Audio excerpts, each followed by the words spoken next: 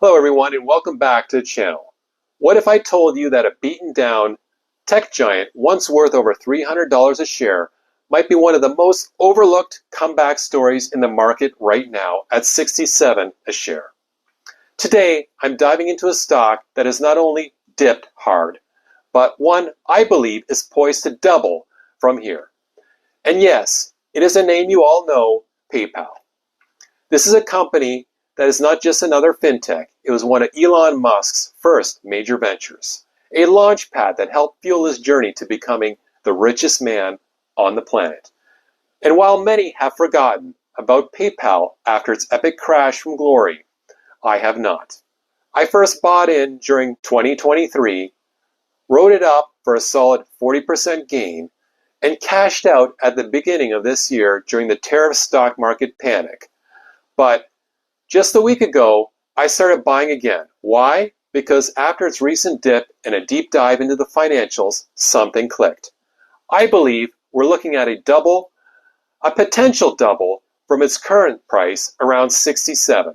Now, let us not forget, back in July 2021, PayPal hit a high of $308.53. Since then, it has been a long, painful slide down. But this crash sets the stage for a big comeback, and I think this is it. And by the way, in the short term, it may dip again, but it's still okay because the fundamentals will bring it back up. And if you cannot emotionally handle these small dips, buy an ETF. So in this video, I'm going to walk you through my past trades so you get an idea of how I trade. Insider ownership, a brief history of PayPal and Elon Musk, some interesting things I saw in their Q2 earnings presentation, PayPal's surprisingly strong financials and how it meets all my metrics, and my detailed, discounted cash flow model that shows how I arrived at an intrinsic value of $135 a share. And quick disclaimer, I'm not a financial advisor. This is just my personal analysis and why I've chosen to start buying PayPal again. And after watching this video, do your own research, think critically before you decide to buy anything. And if you find this valuable, let me know your comments below. And remember, do not go all in on one stock. Even Warren Buffett spreads out his bets across 42 different stocks. Diversification is key to staying in the game long term. And if that is not your thing, buy an ETF like Vanguard that invests in a large basket of different companies. I will also be sharing videos on other stocks I'm buying, so you can get a better sense of how to build a resilient portfolio. And by the way, I'm a long-term investor that invests in good fundamentals like Warren Buffett, not a swing trader. All right, let's get into it. Here's a chart of the stock where you see July 19, 2021, it was at 308.53, and today it's at 66.89. So let's go to my Excel spreadsheet so you can see my trades. So I started buying March 23rd. I bought 12 shares at $115 a share for a total of about $1,400. Then my next trade was a few months later on July 12th, where I bought 12 at $63.60. So I'm dollar cost averaging down, and you can see the next trade $59.47, $60, 59, 58, 93, 58, and then $57.42 on October 3rd, 2023. So I had a total invested $8,500 and 92 and 61 cents. And then the old tariff stock market panic started, and I got worried, and I did my first sale on December 12th. I sold 35 shares at $89.57, and then in the following month, on January 27th, I sold 99 shares at $89.81 for a total of $12,025.65, giving me a return of $3,400.33.04, offering me a 40% return. And notice that January 27th, I sold my last tranche of shares. And then February 4th, the stock price went down to 77.72. And by April 8th, it hit 57.41. And now in September, I'm buying back at 67. So the next chart I want to bring up is the insiders. So if you look, total shares owned by insiders is 6.34% for a total of 60,539,781 shares. And the biggest shareholder is the founder director, Pierre Amidvar, who owns 6.12% of the shares. That's like 58,447,858. And that's like $4 billion worth of shares. And then you look at all these other directors from the top 10, including the current CEO, James Alex or Chris, who owns 248,418 shares, which is worth about $16 million at $67. And the 10th person, like this is going down, is a director named by Frank Yeary, who owns 85,000 shares. And look at this. That 85,000 shares is worth about $4 million. And last year, he was only paid $375,061. So it's like this guy has put his whole life savings into these shares. Even the CEO in 24 only made $9 million with his share awards, even though he's holding $16 million worth of shares in PayPal. So this is what I like. When you have a lot of insider ownership and they have so much confidence in the company that it almost looks like they're putting their life savings because they think it's going to go up. So they know something, and you should take heed on that. So one of the things I always look for when I pick shares is what is the insider ownership. And this has a very good amount of insider owners. So next chart I'm going to look at is the history of PayPal. So what is Elon Musk's association with PayPal? Well, in 1999, Elon Musk co-founded X, an online payment company. In 2000, X.com merged with Confinity, which created the name PayPal. And Musk became CEO of the combined company and then was replaced in late 2000 by Peter Thiel. In 2002, PayPal IPO'd and was sold to eBay for $1.5 billion in stock. And this is when Elon Musk departed. And when he departed, he was the largest individual shareholder in PayPal at the time. Musk owned 11.7% of PayPal at the time of the 2002 sale. When eBay bought PayPal, Musk received $180 million. With Elon Musk proceeds, he put $100 million into SpaceX, $70 million into Tesla, and $10 million into SolarCity. And the reason he reinvested that entire $180 million is because in the US you have something called a 1031 exchange, which is if you have a capital gain and within a year invest that capital gain into something else, you don't pay tax on that capital gain. So that's why he did it. So if you look further into history, in 2014, PayPal acquired Venmo. And on July 17th, 2015, eBay spun off PayPal as a completely separate company. And 3 days later, it was trading on the NASDAQ. So the structure was that each eBay shareholder received 1 share of PayPal for every share of eBay that they had. For example, if you had 100 shares of eBay, you get 100 shares of PayPal.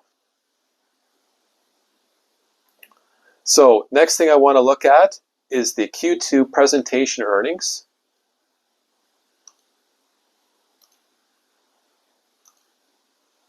So right here, there was some very interesting slides.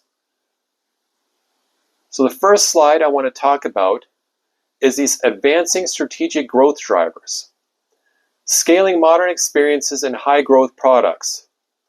So one of the things I want to note here is that paying with Venmo has a total volume growth of 45% just in Q2.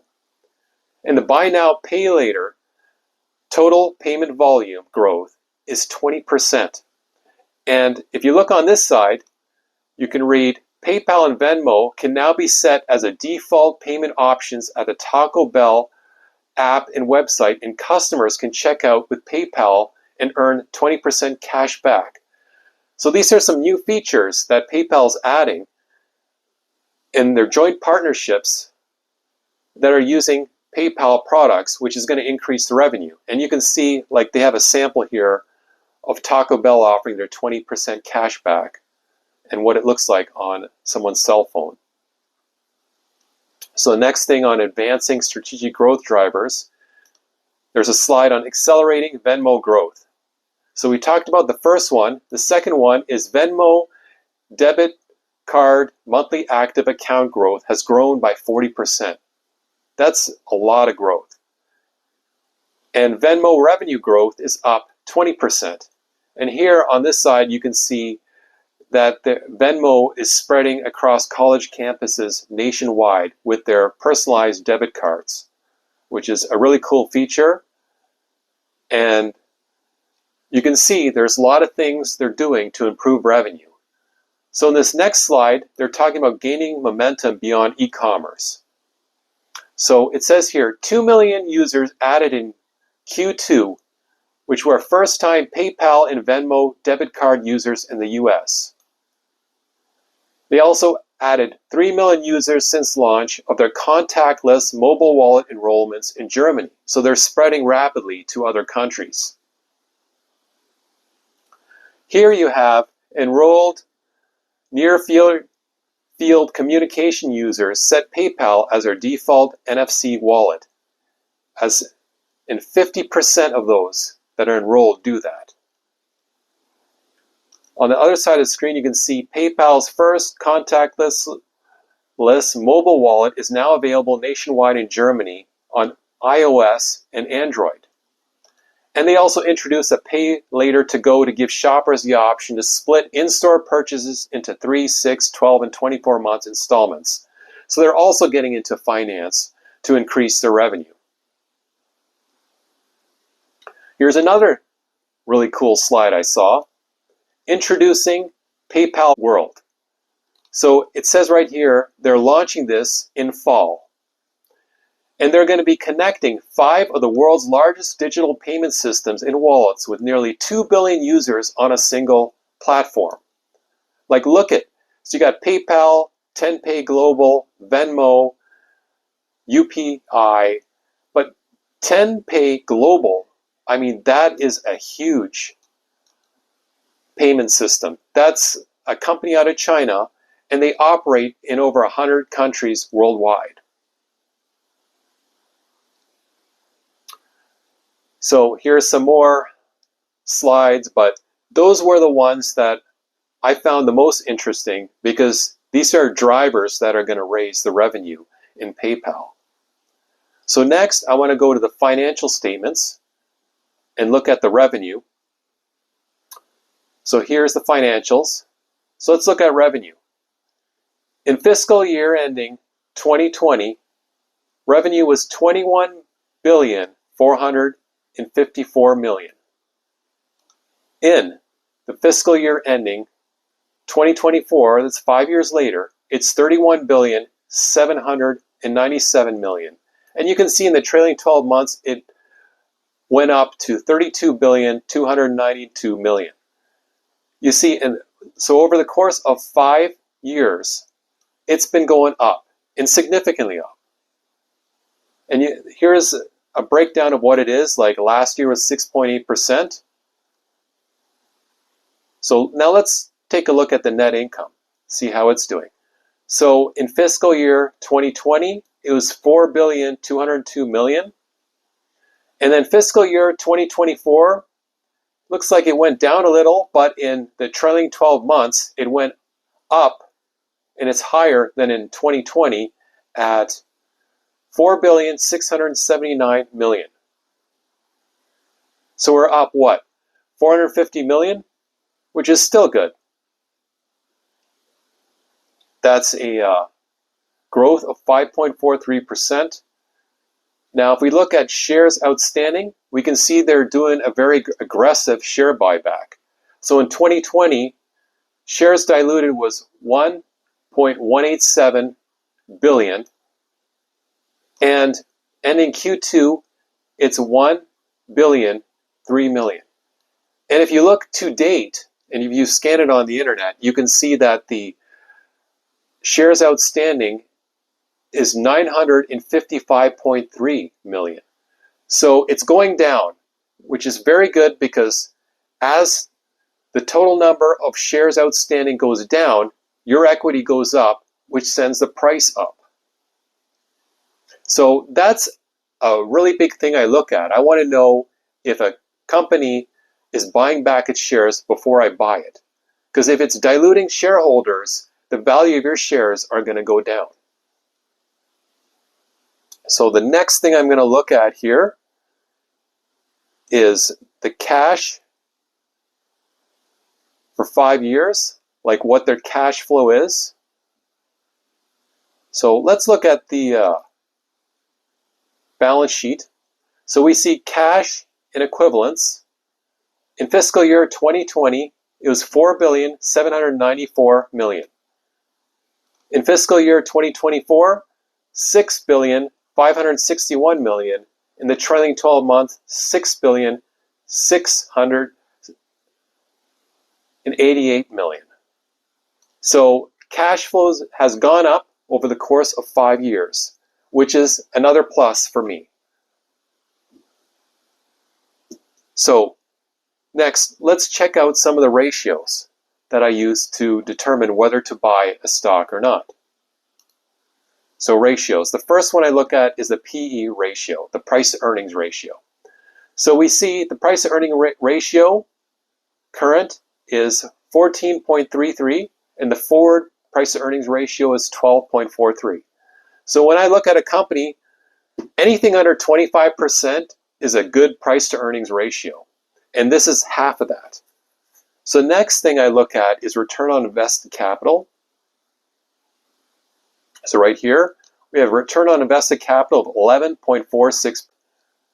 And anything over 9% shows that a company has a competitive advantage and it's a very powerful brand. And the reason is because if you buy something on the internet and somebody says you have the option of pay by PayPal, you're going to pay by PayPal. You're not going to pay by some other method because you're worried that there's going to be credit card fraud or something else. You don't want somebody using your credit card information and then putting a whole bunch of transactions on your credit card. I've had that happen to me too before. Credit card fraud is quite common, and PayPal guarantees that you won't have credit card fraud. They also guarantee their purchases, which is really good. I love it's a very great company. So next ratio I look at is a price to free cash flows. And what I'm looking at is a price to free cash flows of under 20. And you see right here, it's 12.08, which is excellent. The next ratio I look at is debt to free cash flows. So here's a debt to free cash flow ratio, 2.3%. So I like to look at companies that have under 5. So 2.3%, that's almost half. That's around half. So that's excellent as well. So the ratios are great. The financials are great. This is a solid company. It's well capitalized with its cash flow. So the next thing I want to look at is doing a discounted cash flow method to find out what the intrinsic value of the stock is. So let's go here.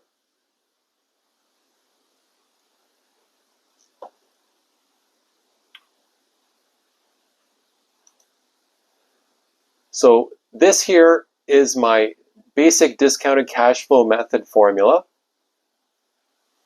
So we'll input the assumptions. Free cash flow at 6.5 billion. Growth 6% a year. Terminal growth 2.5%. The discount rate, that's your required return, 8.5%. And the shares outstanding, 955.38 million. So step one is we're going to project our free cash flows. Step two is we're going to discount free cash flows to present value. Step three, we're going to calculate the terminal value, which is 148.67 billion. And then we're going to discount terminal value back to present value, which is 98.67. Step four, total enterprise value, 29.94 plus 98.67 equals 128.61 billion US. And the intrinsic value per share is 128.61 over 0.95538, which is the total amount of shares, which is 134.62 per share. So the current price is around 67, and the intrinsic discounted cash flow value is 134.62, which is double. All right, that is going to wrap it up for this breakdown on PayPal. To recap, this is a stock that has been through fire, but the fundamentals are strong. The valuation looks compelling, and the upside potential from here is hard to ignore. I also have made money on it before, and based on what I'm seeing now, I'm betting it can double again. If you found value in this video, drop a like, subscribe if you have not already, and let me know in the comments below, are you buying PayPal? Or do you think there's too much risk? And don't forget, this is not about chasing hype. It is about doing the work, running the numbers, and making smart, calculated moves. And I've got more videos coming on other stocks I'm buying right now. So if you're looking to build a diversified, high conviction portfolio, you won't want to miss what is next. Thanks for watching. Stay sharp out there, and I will see you in the next video.